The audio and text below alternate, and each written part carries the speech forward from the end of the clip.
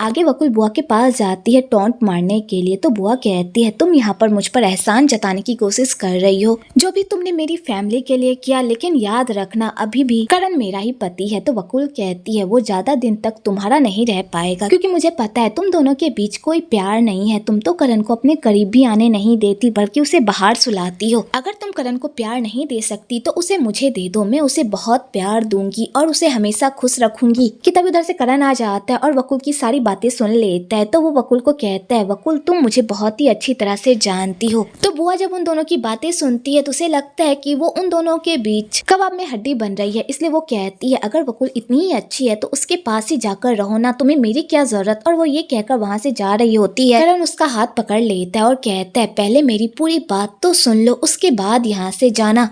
मैंने अपनी लाइफ में बस एक ही लड़की से प्यार किया है और वो लड़की कोई और नहीं बल्कि मेरी वाइफ बुआ है, और मैं हमेशा अपनी वाइफ बुआ से ही प्यार करता रहूंगा। तो वकुल जब ये सारी बातें सुनती है वो तो पूरी तरह से शॉक्ड हो जाती है, क्योंकि करण उसकी उम्मीदों को चुटकियों में तोड़ देता है, जिसे वकुल बिल्कुल भी बर्दाश्त नहीं कर पाती और चुपचाप वहाँ से रोते हुए चली जाती है। आगे वकुल रोते हुए जा रही होती है कि तभी उधर से चैट आता है वकुल से मिलने के लिए। तो यहाँ पर वकुल चैट से बिल्कुल भी नहीं मिलती, उल्टा उसे इग्नोर करती है। तो चैट कहता है वकुल मुझे पता है कि तुम मुझे बिल्कुल भी पसंद नहीं करती, बल्कि उस करण को पसंद करती हो, लेकिन तुम्हें अपनी फीलिंग्स को यहीं पर रोकना होगा, क्योंकि चाहे तुम कितनी भी कोशिश कर लो पर वो करण तुम्हारा कभी भी नहीं होगा। इसलिए इन सारी चीजों पर समय बर्बाद करने से अच्छा मेरे साथ मिलकर काम करो। इस काम से तुम्हें भी फायदा होगा। तुम्हें पता ही होगा बहुत जल्द इस गांव में रोड बनने वाला है। अगर हमने सारे गांव वालों की उस जमीन को खरीद लिया जिस पर रोड बनने वाली है, तो तुम्हें पता है फ्यूचर में हमें कितना प्रॉफिट होगा। प्लीज मेरे साथ मिलकर काम करो। तो वकुल भी चैट के प्रपोजल को हाँ कर देती है, क्योंकि उसका दिल टूटा होता है और वो चैट के साथ मिलकर प्रॉफिट भी कमाना चाहती है। इसलिए वो चैट के साथ काम करने के लिए हाँ कर देती है। इधर बुआ करण से पूछती है तुम्हें पहले से ही पता था ना कि वकुल तुम्हें पसंद करती है, फिर तुमने ये बात मुझे क्यों नहीं बताई। तो यहाँ पर करण उसकी बातों को अवॉइड करता है और जवाब नहीं देता। तो बुआ कहती है प्लीज मेरी बातों का जवाब दो, तुम्हें पहले से पता था ना। तो करण कहता है हाँ मुझे पहले से ही पता था कि वकुल मुझे पसंद करती है, इसलिए आज मैंने ये सब किया ताकि उसकी सारी उम्मीदें टूट जाए और उसे अकल आ जाए कि हम दोनों के बीच कुछ भी नहीं हो सकता। मेरी शादी हो चुकी है और मैं अपनी वाइफ से बहुत ही प्यार करता हूँ, लेकिन मेरी वाइफ तो किसी और को ही पसंद करती है। तो बुआ को इस बात पर गुस्सा आ जाता है और वो करण को मारने लगती है। तो करण कहता है तुम मुझे मार क्यों रही हो। तो बुआ यहाँ पर उसकी किसी बात का कोई जवाब नहीं देती, उल्टा उसे किस कर लेती है, जिसे देखकर तो करण के तोते ही उड़ जाते हैं, क्योंकि उसने कभी भी नहीं सोचा था कि बुआ ऐसी कोई भी हरकत करेगी। और बुआ करण को किस करके खुशी खुशी वहां से चली जाती है और बेचारा करण भी ये सब देखकर बहुत ही खुश हो जाता है कि फाइनली बुआ भी उसे पसंद करने लगी है। इधर थिप फिर से कभी से मिलने के लिए आता है। तो कभी यहाँ पर थिप को उसका प्रॉफिट देती है और कहती है अब तुम्हें मेरे शॉप पर आने की कोई जरूरत नहीं है, क्योंकि मैं ये पार्टनरशिप खत्म करने वाली हूँ। तो मुझे बता दो कि मेरे शॉप को बनाने में तुम्हारे कितने पैसे खर्च हुए थे, ताकि मैं तुम्हें रिटर्न कर सकूं, क्योंकि मुझे तुम जैसे इंसान से अब कोई रिश्ता नहीं रखना। तो बेचारा थिप ये सब सुनकर सैड हो जाता है और बिना कुछ कहे ही वहाँ से चला जाता है।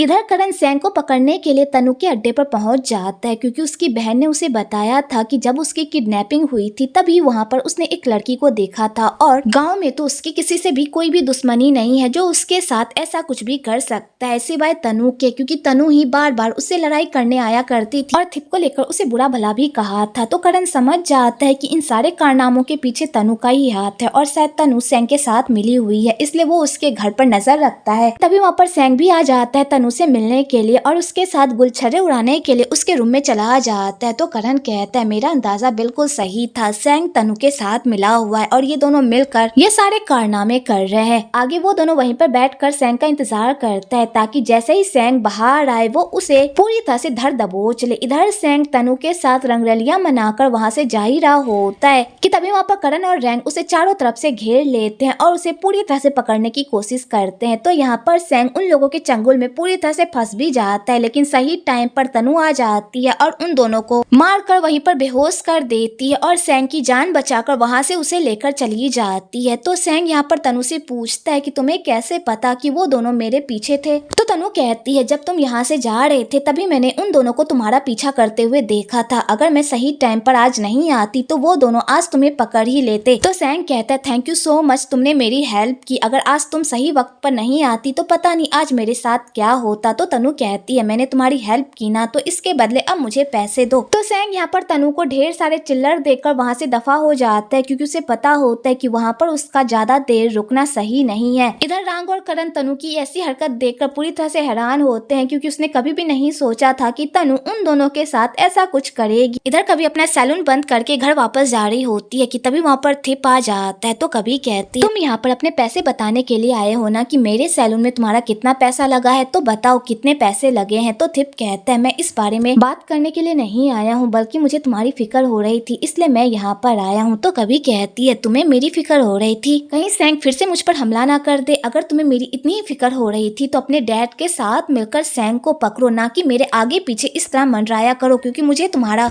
इस तरह मेरे आगे पीछे घूमना बिल्कुल भी अच्छा नहीं लगता। और कभी ये कहकर वहाँ से जाने लगती है, लेकिन थिप उसका पीछा ही नहीं छोड़ता, बल्कि उसके पीछे पीछे उसे घर छोड़ने के लिए जाने लगता है। तो बेचारी कभी बहुत कोशिश करती है कि थिप उसका पीछा छोड़ दे, पर थिप उसका पीछा ही नहीं छोड़ता जब तक वो उसे घर नहीं छोड़ देता। तो कभी जैसे ही घर के अंदर जाती है तो वहाँ पर उसके डैड पहले से ही मौजूद रहते हैं। तो बेचारी कभी पूरी तरह से घबरा जाती है कि पता नहीं अब उसके डैड थिप के साथ क्या करेंगे। तो कभी के डैड जैसे ही थिप को देखते हैं, उसे देखते ही उनका गुस्सा 7वें आसमान पर पहुंच जाता है और वो थिप को फिर से डराने धमकाने लगते हैं। तो थिप कहता है मैं बस कभी को घर छोड़ने के लिए आया था, अब मैं जा रहा हूँ। और थिप ये कहकर वहाँ से चला जाता है। तो कभी यहाँ पर अपने डैड को समझाती है और कहती है थिप बस मुझे घर छोड़ने के लिए आया था डैड, इसके अलावा वो कुछ भी नहीं कर रहा था, प्लीज मेरी बात पर यकीन कीजिए। और यहाँ पर कभी अपने डैड को शांत करने की कोशिश करती है और उन्हें कहती है चलिए डैड खाना खाते हैं, मुझे बहुत जोरों की भूख लगी हुई है। और कभी इसी तरह अपने डैड का गुस्सा शांत करती है। आगे करण घर आता है तो बुआ उसका इंतजार कर रही होती है। तो करण जब ये सब देखता है तो वो बुआ से पूछता है तुम अभी तक सोई नहीं क्या, तुम मेरा इंतजार कर रही थी। तो बुआ कहती है तुम्हें क्या लगता है। तो करण स्माइल करते हुए कहता है मुझे पता है तुम मेरा ही इंतजार कर रही थी। तो बुआ कहती है वैसे तुम्हें चोट कैसे लगी। तो करण कहता है कुछ नहीं, बस मामूली सी चोट है, ठीक हो जाएगा, मैं नहाकर आता हूँ, तुम मेरा रूम में इंतजार करो। और करण ये कहकर नहाने के लिए चला जाता है। उसके बाद करण खुद को रगड़ रगड़ कर नहाता है, क्योंकि आज उसकी बुआ के साथ सुहागरात होती है, जिस वजह से वो बहुत ही एक्साइटेड रहता है। इधर बुआ भी अपनी सुहागरात को लेकर काफी नर्वस रहती है और उसे बहुत अजीब अजीब से फीलिंग भी आ रही होती है। इधर करण बहुत ही एक्साइटेड होकर अपने रूम में जा ही रहा होता है कि तभी वहाँ पर माली आती है और उसे बताती है कि डैड ने आज रात आपको राइस मिल की रखवाली करने को कहा है और वहीं पर सोने को भी कहा है। तो करण जब ये सारी बातें सुनता है वो तो पूरी तरह से पगला जाता है, क्योंकि उसने कितने ख्वाब देखे थे अपने सुहागरात के कि आज रात वो बुआ के साथ बहुत ही अच्छा टाइम स्पेंड करेगा, लेकिन उसके ससुर ने उसके इमोशन पर पानी फेर दिया होता है। तो बेचारा करण अपने सारे रोमांस के पिटारे को बंद करके सीधा मिल चला जाता है और वहाँ जाकर उसकी रखवाली करता है। अगली सुबह रांग करण के पास आता है और उसे बताता है कि वकुल ने जिस दोस्त के राइस मिल में हमारे सारे धान भेजे थे ना, वो सारे धान वापस आ गए हैं, क्योंकि वो लोग इतने सारे धान की कुटाई नहीं कर सकते। तो करण जब ये बात सुनता है वो पूरी तरह से शॉक्ड हो जाता है और वो सीधा बाहर आता है, जहाँ पर वकुल उन लोगों से माफी मांगती है और कहती है मुझे नहीं पता था कि मेरा दोस्त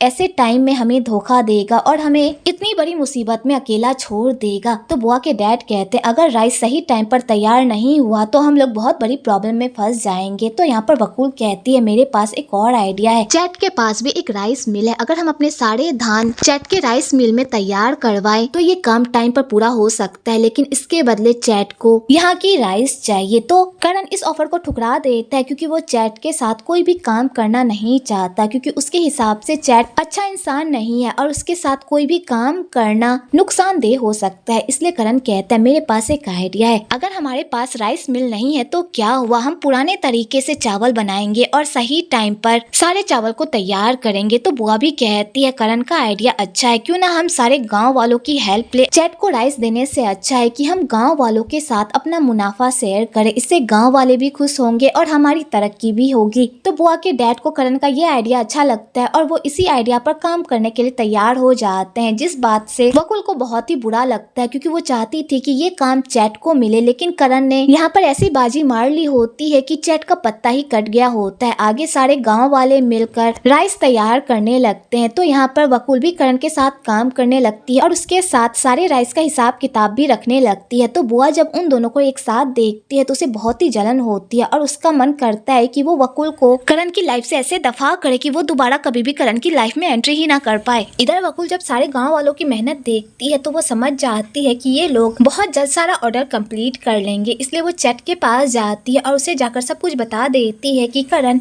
इस बार हार नहीं मानेगा, वो सब कुछ टाइम पर तैयार कर लेगा और हमारा प्लान पूरी तरह से चौपट हो जाएगा। तो चैट कहता है ये सब तुम्हारी वजह से ही हुआ है, अगर तुमने उन लोगों की हेल्प नहीं की होती और उनका धान किसी और की राइस मिल में नहीं भेजा होता तो आज वो लोग घुटनों पर बैठकर मेरे पास आते और मेरे राइस मिल में सारा धान कुटवाते, लेकिन तुमने सब कुछ चौपट कर दिया। तो वकुल कहती है मुझे क्या पता था कि ये सब हो जाएगा। तो चैट कहता है जो भी हुआ हो उस पर मिट्टी डालो, अभी भी हमारे पास मौका है सारे गांव वालों को अपनी साइड लेने का, क्योंकि मेरे दिमाग में एक ऐसा प्लान है कि जिससे सारे गांव वाले मेरी मुट्ठी में आ जाएंगे और उनकी सारी जमीन मेरी हो जाएगी। तो वकुल कहती है तुम्हारे दिमाग में क्या चल रहा है, तुम क्या प्लानिंग कर रहे हो, मुझे भी बताओ। तो चैट कहता है ठीक है मैं तुम्हें भी बताऊंगा, लेकिन उससे पहले तुम्हें मुझे किस करना होगा, एक किस दे दो, मैं तुम्हें अपनी सारी प्लानिंग बता दूंगा। तो वकुल चैट की ऐसी बेशर्मी देखकर पूरी तरह से हैरान हो जाती है और बिना कुछ कहे वहां से चली जाती है। इधर सोई भी उन दोनों की सारी बातें सुन लेती है, जिसे सुनकर तो वो भी पूरी तरह से दंग रह जाती है और उसे पता चल जाता है कि वकुल चैट के साथ मिलकर गाँव वालों के खिलाफ प्लानिंग कर रही है। कि तभी उधर से वकुल भी आ जाती है और वो सोई को देख लेती है, पर वो उसे इग्नोर मारकर वहाँ से जाने लगती है। तो सोई वकुल के पास जाती है और कहती है मैंने तुम जैसी बेशरम लड़की